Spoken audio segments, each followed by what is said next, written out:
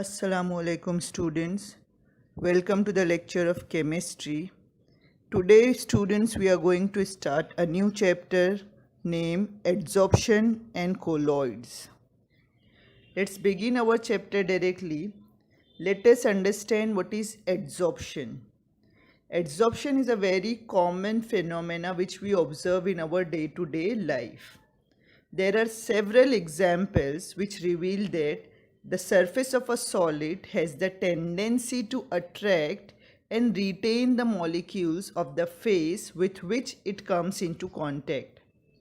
These molecules remains only at the surface and do not go deeper into the bulk.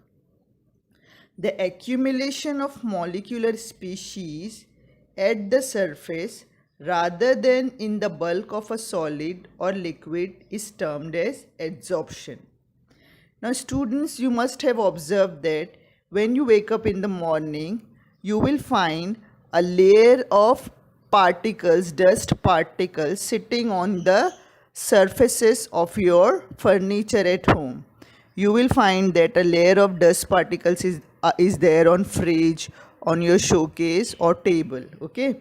Now, what is this dust particle doing on the surface? These got accumulated through the air onto the solid surfaces. This accumulation of a layer of some particle on the bulk of some other solid or liquid surface is known as adsorption. Now here again I am repeating, it is taking place only on the surface.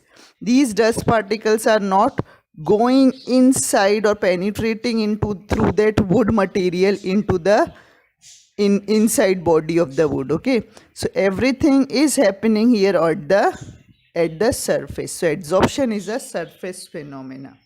Now the molecular species or substances which concentrates or accumulates at the surface is termed as adsorbate.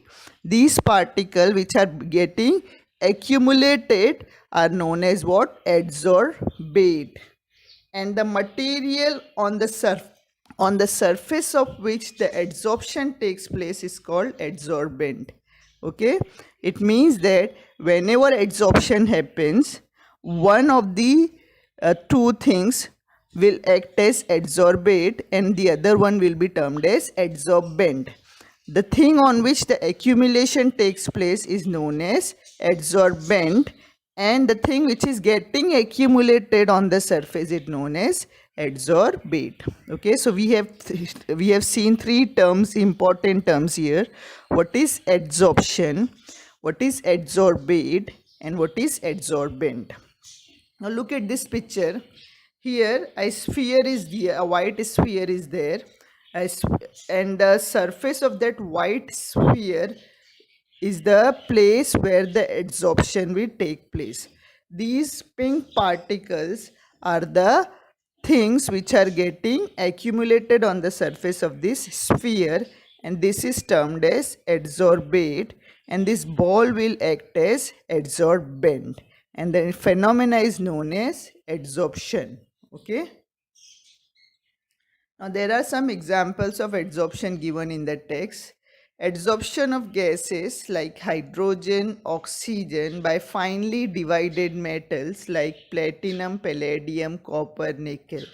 Okay, in chemistry we use these as catalysts, or use these platinum, palladium, these metal as a site of reaction where hydrogen and oxygen gas get accumulated or adsorbed on the surface of these metal. Okay, we know that gases are moving freely, randomly they are moving here and there. So if you want to carry out the reaction of such gases, you do what? You take the help of these metals. These metal adsorbs these gases on their surfaces, so the gases get adhere or get one fixed position where they are going to react with some other chemical. Second point is adsorption of gases like nitrogen and carbon dioxide by activated charcoal. Activated charcoal also helps in the adsorption of some important gases like carbon dioxide and nitrogen. Now, removal of coloring matter like an organic dye, for example, methylene blue. Methylene, if you take the methylene blue solution, you will find it is very dark blue in color. But when you add the activated charcoal powder in it, what will happen? All the methylene blue get adsorbed on the surface of the activated charcoal, and the solution after some time will become colorless. Okay. Another important term is desorption. As the name suggests, desorption is the opposite of adsorption. The process of removal of an adsorbed substance from a surface on which it was adsorbed is called desorption. Okay. So if by any means, by heating or by other mean, if the adsorbed species you are removing it from the surface, you will say what is happening? Desorption is taking place. Okay. So the removal of adsorbed substance from a surface is known as desorption. Okay, let's see the next point. Now, adsorption, difference between adsorption and absorption. Now, students, it happens so many times that we get confused between adsorption and absorption, where to use the word adsorption and where to use the word absorption. So, adsorption and absorption are two completely different things. What is adsorption? Number first is adsorbed matter is concentrated only at the surface and does not penetrate through the surface to the bulk of the adsorbent. It is a surface phenomena. Okay, so whenever adsorption takes place, it happens only on the surface of the adsorbent. You will not find the adsorbed particle inside the body of the adsorbent. Whereas when adsorption happens, what happens? Absorption में absorbed matter is uniformly distributed inside as well as at the surface of the bulk substance. Absorption is a bulk phenomena. Let's take the example of, if you take a sponge and if you wipe a blackboard which is having something written on it with the chalk, you wipe the blackboard with a dry sponge, what you will find that the dust of the chalk get accumulated on the surface of that sponge. Okay, but if you take that sponge and you put it into some water, what you will find that the water molecules get absorbed uniformly into that sponge. Okay, and that is the difference between adsorption and absorption. Adsorption happens only at the surface, whereas absorption happens in the bulk.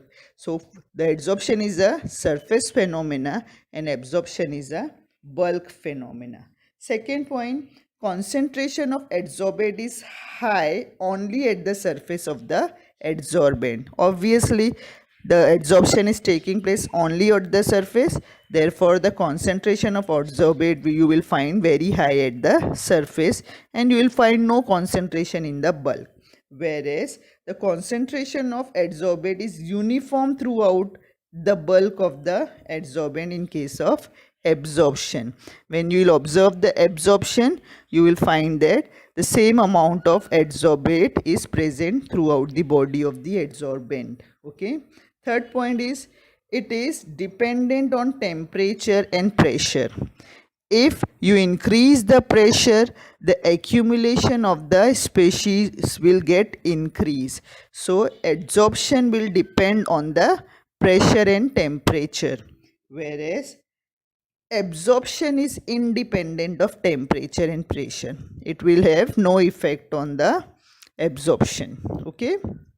Next point, it is accompanied by evolution of heat known as heat of adsorption. When adsorption takes place, evolution of heat occurs. Whereas in case of absorption, there is no evolution or absorption of heat observed. Okay, so absorption may there will not be any transfer of heat. Next is it depends on surface area. Obviously, if you have greater surface area, it will have large more amount of adsorbed species on it. Okay, so with increase and decrease in surface area, the rate or the amount of adsorption will also increase or decrease. Okay, whereas it is the absorption is independent of surface area. As it depends on the bulk, it will depend on the entire body of the adsorbent. Absorption will depend on the entire body of absorbent. Okay, it will not depend only on the surface area. So it is absorption is independent of the surface area, though it depends on the entire size of the entire body of the absorbent. Okay, next one, examples are given. For adsorption, the example of adsorption of gas or liquid like acetic acid by activated charcoal. This is an example of adsorption. And for absorption, we can take the example of absorption of water by cotton. Okay, so this is the difference between adsorption and absorption.